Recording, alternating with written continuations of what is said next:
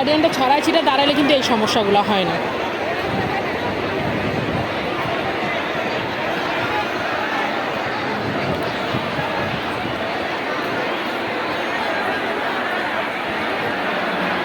একটা রাস্তা যদি রাখেন তাহলে এই রাস্তা হ্যাঁ, এই মানুষের ব্যাকটেলিতে এইসব ঝামেলাগুলো হয়।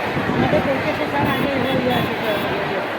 হ্যাঁ হ্যাঁ, আমাদের পরীক্ষা শেষ হইতো, কালকে তো অর্ধেক রাস্তা হাইটেতে তারপর রিক্সা নিচ্ছি। তাহলে তো এক যুদ্ধ লাগতো।